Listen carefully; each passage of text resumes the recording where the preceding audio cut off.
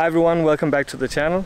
So as you can see, I'm not at home right now. I'm at one of the first tiny house villages being built right now in Denmark on an old orchard. So this is quite an interesting project because they are actually living somewhat off-grid, and they can do that because they have this common house that you see behind me where they can access power and water, and therefore they can be somewhat off-grid out here on the field behind me where they are building all of their tiny houses with sustainable materials. So in this video I'll just give you a small tour around this new village, but there are room for a lot more houses in the future, so these are just the first settlers of this tiny community. So on this old apple orchard in the middle of Denmark, tucked in between farm fields, a forest and a small town, we find one of Denmark's first tiny house villages. Here, a small group of people, together with the local municipality, have decided to create a space for people who want to live differently.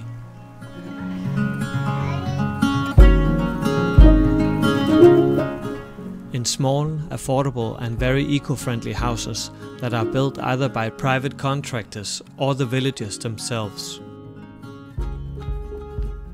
Actually, they have a set of rules or a building code that ensures that the houses are built sustainably.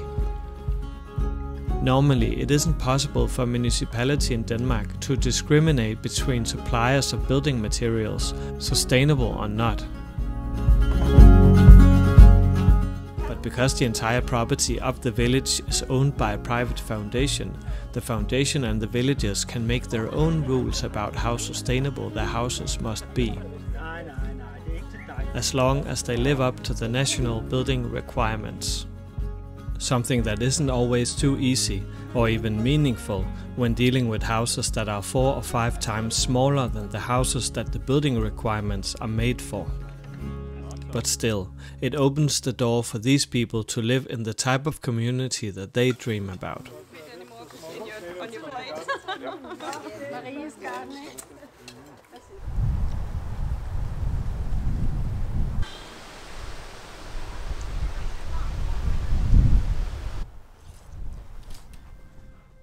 The tiny houses in this village are of different sizes, but none of them can be more than 50 square meters, which is about 150 square feet.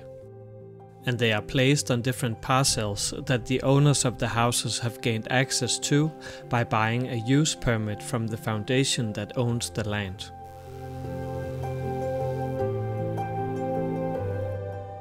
And then the houses are off-grid in the sense that they collect their own energy from solar panels and maybe also wind turbines in the future. Heat typically comes from some kind of wood stove, either a regular one or a mass rocket stove. But right now, clean water is collected up by the common house on an on-grid system.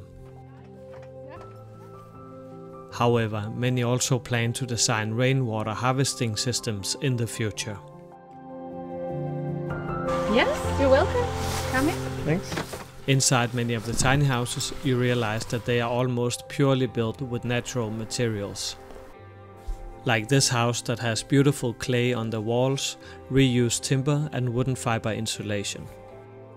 Got it for free. It also has a second-hand kitchen and a view to the local farmer's farm field.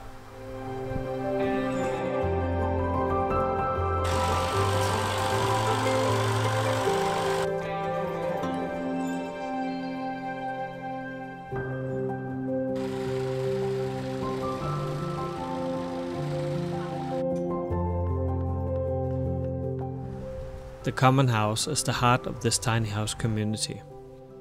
This is where you have space enough to throw a birthday party, but also access to on-grid facilities like a kitchen, a shower and a toilet. Something that the tiny house community here needs in order for them to live here legally. But it's a building where everyone can share space and also their resources, so that everyone can minimize their consumption.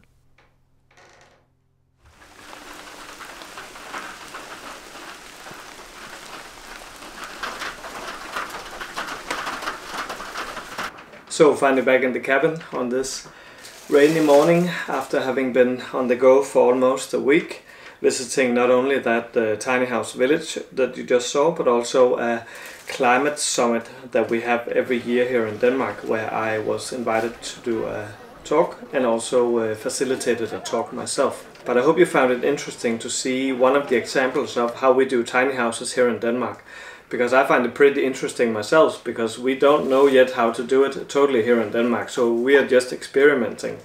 And this one village that you just saw is just one example out of several villages that are actually being built at the moment.